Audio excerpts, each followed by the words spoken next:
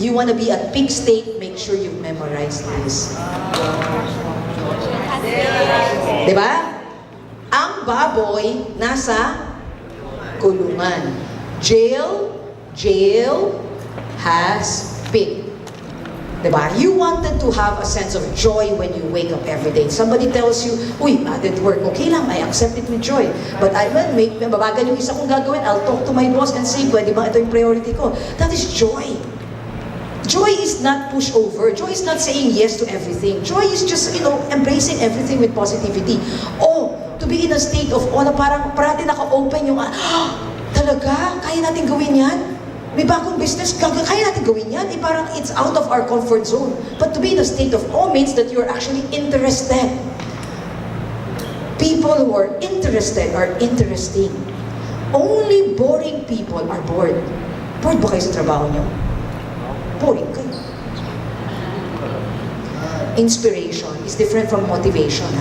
Ang inspiration is you are so motivated, you are actually compelled to do something. Kaya nga ang motivation is why?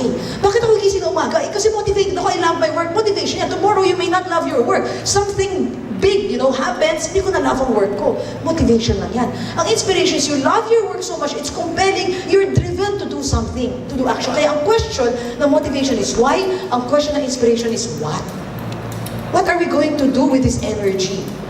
Diba? And a moment of inspiration leads to a moment of excellence. L is love. You need to love yourself. You need to love your boss. Disip-sip ang tawag dyan, You have to love your boss. How can you work together if you don't love each other? You need to love your team. You need to love your clients. You need to love, the people who report to you. And you need to love your mission.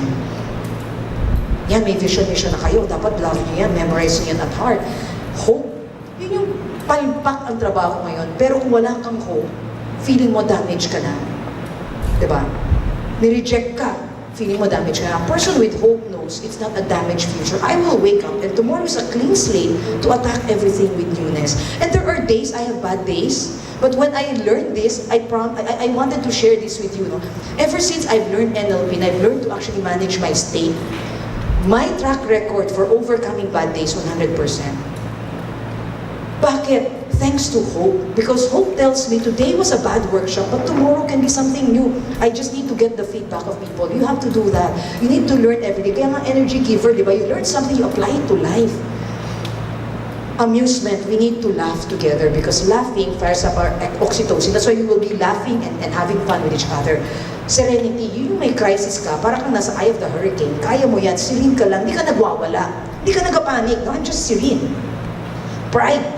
To have pride, and that's not arrogance. Pride and arrogance are opposite. Confidence and arrogance are opposite. No? To have pride at work. And again, wala tong job description, wala tong job title. Magiging proud lang ako pag president ako. No! There are so many servers at Jollibee who I've seen with a smile on their faces come, and serve us with pride and dignity. Because ang ibig sabihin ng pride is I find dignity at my work.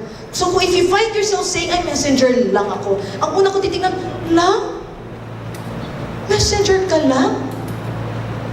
Messenger ka. Diba, you're the conduit of, one message moving from one person to another person. May purpose ang life mo. Don't say lang. 200 words na lang yung sinasabi natin, nadagdag mo pa din. Say lang, di 199, isa lang. Alisin ang lang sa vocabulary. Diba? You have to have pride at work. You have to be interested all the time. And finally, you need to say your thanks. Gratitude is the highest form of, thought.